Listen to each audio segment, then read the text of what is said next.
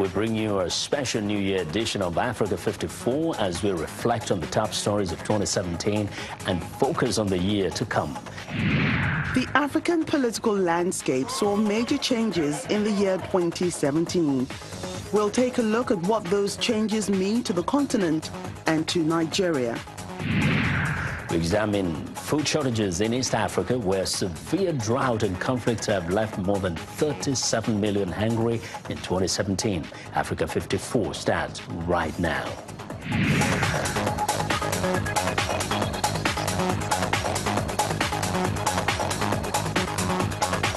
Happy New Year, everyone, and thanks for tuning into the show that goes around the continent to bring you stories near and far. I'm Joke Rogers at Channels Television here in Lagos, and I'm joined by my colleague, Vincent Makori, at the Voice of America in Washington. Well, thanks. I'm Vincent Makori at our global headquarters in Washington, D.C. Happy to be with you again for this special New Year edition of Africa 54. We'll start in Lagos for our first story of 2018. Thanks, Vincent. The year 2017 was indeed a dynamic one, but challenging year for African democracy, with a slew of high-profile political changes from Angola to Zimbabwe. But while some of the continent's new leaders are hailing these changes as the growth of a real democratic culture, analysts say they are worried that this is just the appearance of democracy. The VOA's Anita Powell reports from Johannesburg. Africa in 2017 saw bold political change with the unexpected resignation of longtime Zimbabwean leader Robert Mugabe and the less dramatic end of other African stalwarts, like Angola's José Eduardo dos Santos, who retired after 38 years in power. Although several new leaders were quick to hail their investiture as the dawn of a new era, analysts are skeptical and equally quick to note that the new leaders of Angola and Zimbabwe were, for decades, very close to the president. The same regime that's still in place. It hasn't changed. The only difference is just the figurehead. The president has been replaced by, in this case, his henchman or his top supporter, his top operator. And I don't think that is enough of a change. A change in the name of the head of state does not constitute proper change. Rwanda, Lesotho, and Kenya voted this year.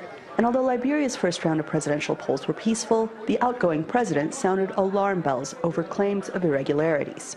At this moment, our democracy is under assault. Our country's reputation is under assault. Our economy is under stress. We politicians must do better. In Kenya, they had to vote twice after the courts found irregularities with the first poll and the opposition boycotted the second poll. Election-related violence has killed 68 people in Kenya. And then there's the election that did not happen. The Democratic Republic of Congo's pushed back polls for 2 years, prolonging the tenure of President Joseph Kabila and increasing instability in the massive mineral-rich nation. Congolese analysts are pessimistic. If you are going to stabilize the Congo, we need to go through democratic, legitimate, inclusive elections. But what we've seen for the past two elections in 2003 and 2011 is that they did not put in place institutions and did not change the culture of doing things in the Congo. So the entire transition in the Congo was lost because nothing serious was put in place to prepare for difficult times as the one we are facing now, where President Joseph Kabila must vacate his position. And 2018 promises to bring even more drama. Zimbabwe goes to the polls in its first election without Mugabe on the ticket. And the world's newest nation, South Sudan, which has weathered enormous challenges like drought and conflict since its independence in 2011, faces its biggest test yet, with its first ever leadership poll. Anita Powell, VOA News, Johannesburg. It's that time of the year when people go back to the drawing board and try to be better. The same applies on national levels and beyond. Joining us now to analyze how African politics fared in the past year is Dr. Maduabuchi Okeke, a senior lecturer at the Department of Political Sciences, University of Lagos. Welcome to the program. Thanks for inviting me. In the past last year, there were several twists and turns in the political landscape, most remarkable being the list of Africa's longest-serving presidents dropping by 2. Now, that's the former Angolan president, Jose Eduardo dos Santos, and Zimbabwe's Robert Mugabe. Does this portend a shift towards the end of the era of sit-tight presidency? Well, these are signs, but it does not mean that it has actually taken off in full swing.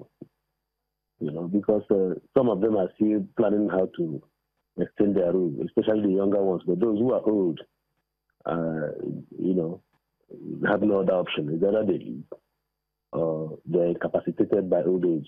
So those are the things that are happening. But some of them are still stubborn because they are having their strong support from the West, whose bidding they are doing. So I think that's where they are trying to implement neoliberal, you know, policies, which is against their people's wish. I think, well, that's basically the way one has to look at it. Now, overall, how would you say Africa has fared in terms of politics and governance? Generally, Africa has performed very, very poorly, and unless and until we address those problems confronting Africa, poverty, hunger, disease, crisis, which one will you mention, you know? So Africa is seen as all negative indices that you can talk about in terms of you know, development is found in Africa. And African leaders are not helping matters. No leadership succession, no plan, you know, development. Even in the case of Nigeria, you see a situation where some areas of the country want to develop more than others. They continue to vote funds for themselves. You see, the whole problem and solution to them lie in the hands of the politicians. They are the ones who make the decisions. They are policy makers. They should make appropriate laws, and in fact, we have enough laws. Let them implement the policies that will, you know, initiate and, you know, catalyze development. When we talk about development, good roads, infrastructure, you know, good health centers, education, you know, so these things are there. It's a matter of implementation. You know, encourage merit. There should be centers of excellence. Looking ahead now, what do you expect African governments and leaders to do differently? If you take the Kenya example, now that the opposition has lost, they will have no other option than to support the government. After all they are talking about is what? Development. Let them approach the government in power and say, look, well, you won, there's no problem, we have no other reason than to support you. Then this is our own plan. Incorporate it into your own development plan. You must not be in position of power to be able to participate in politics. Politics is to be allocation of resources. And now you also have their power base. The government in power would definitely have to recognize their power base and implement some of those development agendas that you have proposed to your own people and see how they can incorporate it so that the continent can move forward. So these are areas, by the time you look at it, look at the opposition. Don't think that you are in a position to monopolize knowledge. It's not possible. Development has to be something that is comprehensive. It is not one-sided. Everybody knows something that he or she wants. Bring them to the table. Let us discuss it. And let us genuinely see how we can, you know, implement the issues. The one that we can, you know, accommodate. Okay, we accommodate. This one cannot go. This one can go. And these are the reasons. Become transparent about these issues. Not a situation where one person thinks is either me or nobody. It does not go in politics. That is why you have horse trading. You give and take. So that is one typical example. By the time you replicate it in every other aspect of you know, politics in Africa, definitely somehow by the time you give a space of, you know, 2-3 years and you see consistency in all these things, before you know it, people will get accustomed to having good life, and every other thing will fall in place. Dr. Okeke, thank you for joining us today on Africa 54. Thank you for inviting me.